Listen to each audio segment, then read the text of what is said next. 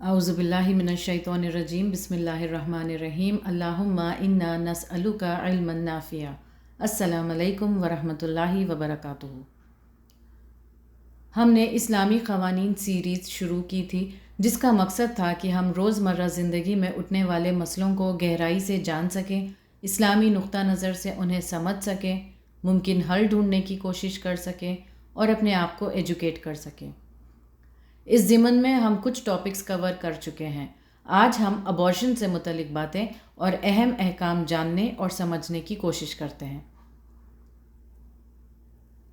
Abortion का मतलब है बच्चे के पैदा होने से पहले उसे हमल में ही जानबूझकर ख़त्म कर दिया जाए। इसे मेडिकल टर्मिनोलॉजी में इंड्यूस्ड अबॉर्शन कहा जाता है। प्रेगनेंसी को किसी भी स्टेज में अबॉर्ट करना जायज़ नहीं है, सिवाय किसी शरई जायज़ वजह से, जिनके हुदूद भी बहुत तंग हैं। प्रेगनेंसी को कभी भी इन वजूहात से ज़ाया नहीं किया जा सकता: बच्चों की परवरिश में दुश्वारी का खौफ, उनकी बुनियादी ज़रूरियात यानी बेसिक नेसेसिटीज़ प्रोवाइड करने का खौफ, जेंडर पसंद ना आना, या ये लगना कि हमारे तो काफ़ी बच्चे हैं अब और नहीं। अबॉर्शन के तरीक़ों, मुख्तलिफ मरहलों के मुख्तलिफ अहकामों को हम प्रेगनेंसी को कुरान में बताए गए इन स्टेजेस से समझने की कोशिश करते हैं। प्रेगनेंसी का पहला स्टेज वो होता है जब दो पानी के मिलने पर एक नुतफ़ा यानी ख़तरा पैदा होता है और वो अपने आप को यूट्रस से जोड़ लेता है। इसे ज़ाइगोट कहते हैं। 40 दिन तक ये स्टेज रहता है। प्रेगनेंसी अगर फर्स्ट स्टेज में है यानी हमल ठहरने के 40 डेज़ के अंदर, तो अबॉर्शन की इजाज़त है। कई उलमा इजाज़त देते हैं और कुछ इसे हराम भी करार देते हैं। ये जायज़ तब है जब फ़ीटस के खुसूसियात नुमाया तौर पर नज़र आना शुरू ना हुए हों और अभी बताए गए वजूहात भी ना हों। अर्ली प्रेगनेंसी को ख़त्म करने के लिए अबॉर्शन पिल्स लिए जाते हैं। इसे मेडिकेशन अबॉर्शन कहा जाता है।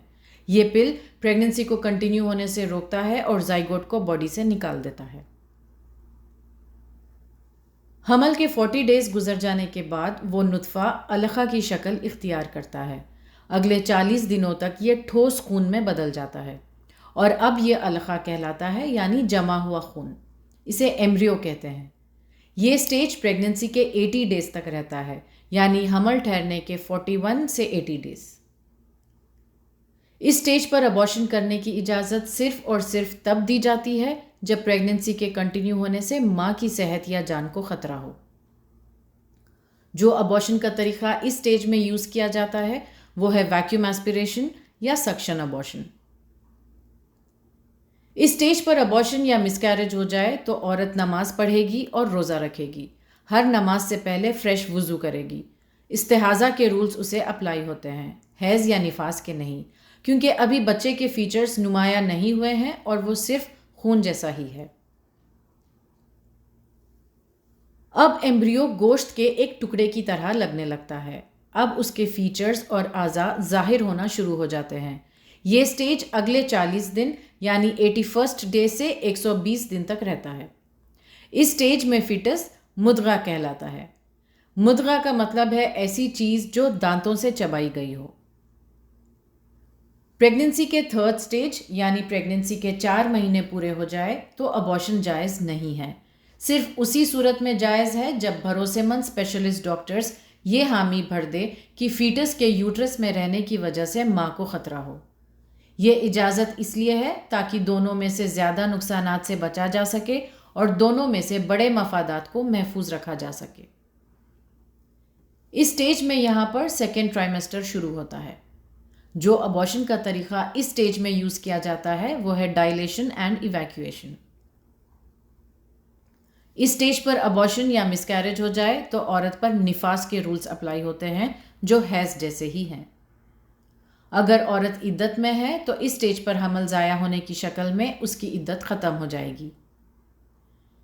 इस स्टेज पर अगर अबॉर्शन करवाया जाता है तो वो गुनाह होगा, तौबा और इस्तग़फ़ार करना होगा।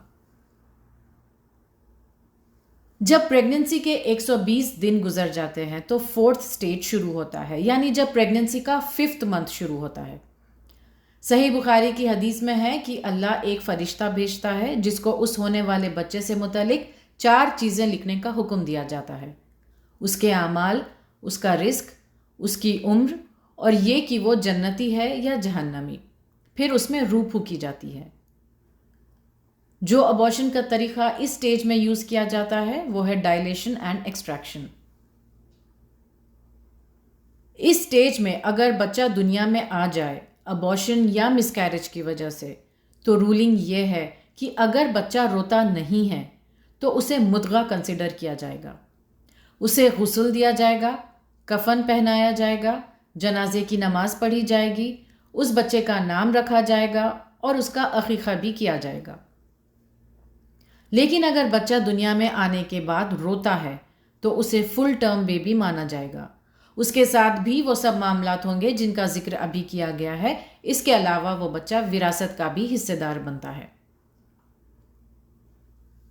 اس سٹیج پر ابارشن کروانا گناہ تو ہے، لیکن توبہ کے ساتھ دیت بھی ادا کرنی ہوگی اور کچھ علماء کے مطابق کفارہ بھی ادا کرنا ہوگا، کیونکہ اس میں روح پھونکی جا چکی ہے۔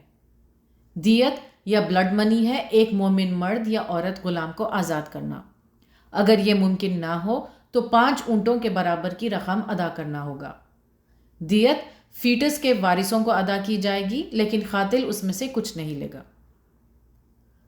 کفارے کے سلسلے میں غلام آزاد کرنا ہے۔ اگر یہ ممکن نہ ہو تو 2 مہینے لگاتار روزے رکھنا ہے۔ اپنی مرضی سے حمل گرانے کا شریعت میں یہ معاوضہ ہے، کیونکہ یہ امانت ہے جو اللہ نے رحم میں رکھی ہے اور اس کے حقوق بھی ہیں، لہٰذا اس کے ساتھ زیادتی کرنا، اسے نقصان پہنچانا یا برباد کرنا جائز نہیں۔ اگر شوہر اپنی بیوی کو ابارشن کے لیے کہے تو اس کی بات ماننا جائز نہیں ہے۔ اگر کسی فیٹس میں ڈیفارمیٹی ہو اور ماہرین ڈاکٹر سے بھی کامیاب علاج کی امید نہ ہو تو ابارشن پریگننسی کے پہلے 120 دن کے اندر کرایا جا سکتا ہے، ماں باپ کی رضامندی لینے کے بعد۔ لیکن اگر پریگننٹ ہونے کے بعد 120 دن گزر جاتے ہیں تو اس میں اللہ کی طرف سے روح پھونک دی جاتی ہے۔ اب اس انسان کی جان محفوظ ہے۔ اسلام میں اس کے ساتھ عزت اور وقار کے ساتھ پیش آنے کا حکم ہے۔ اب ابارشن بچے کی ڈیفارمیٹی یا کسی بھی بیماری کی وجہ سے نہیں کرایا جا سکتا، صرف ماں کو خطرہ ہونے کے کیس میں ممکن ہوگا۔ والدین کے لیے یہ ایکسیپٹ کرنا مشکل ہوتا ہے کہ ان کی ہونے والی اولاد فزیکلی یا مینٹلی نارمل نہیں ہوگی۔ شاید ان خرابیوں کا وجود لوگوں کو اپنے رب کے سامنے زیادہ عاجز اور مطیع بنا دے اور انہیں صبر کے ساتھ اللہ سے اجر عظیم کے طلبگار بنا دے۔ ایک اندازے کے مطابق 4 میں سے 1 پریگننسی کو ابارٹ کیا جاتا ہے۔ ابارشن پروسیجرز کے لیے صرف 10 منٹ لگتے ہیں۔ قریب 26 ممالک میں ابارشن پر مکمل پابندی ہے، یعنی کمپلیٹلی بینڈ۔ مانا جاتا ہے کہ رشیا میں ہر سال سب سے زیادہ ابارشنز کیے جاتے ہیں۔ کچھ ملکوں میں یہ قانونی طور پر کچھ دائروں میں جائز ہے۔ انڈیا میں 1971 کے medical termination of pregnancy act کے تحت ابارشن کی اجازت ہے۔ جسمانی اور ذہنی صحت کو محفوظ رکھنے کے لیے، ریپ سروائیورز کے لیے اور چند اور ریزنز کے لیے یہ لیگل ہے۔ انسان کی جان کی تحفظ کے لیے اور لوگوں میں اویئرنیس پیدا کرنے کے لیے کئی ایکٹیوسٹ دنیا بھر میں اینٹی ابارشن کیمپینز پر کام کر رہے ہیں۔ اللہ جو کچھ پیدا کرتا ہے اس کے پیچھے ایک وجہ ہوتی ہے جسے ہم نہیں جانتے۔ وہ بہتر جانتا ہے کہ اس کی مخلوق کے لیے کیا صحیح ہے۔ اللہ ہمیں اسلامک رولنگز کو سمجھنے والے، اس پر عمل کرنے والے اور انہیں دوسروں تک پہنچانے والے بنائیں۔ وآخر دعوانا ان الحمد للہ رب العالمین۔ السلام علیکم ورحمۃ اللہ وبرکاتہ۔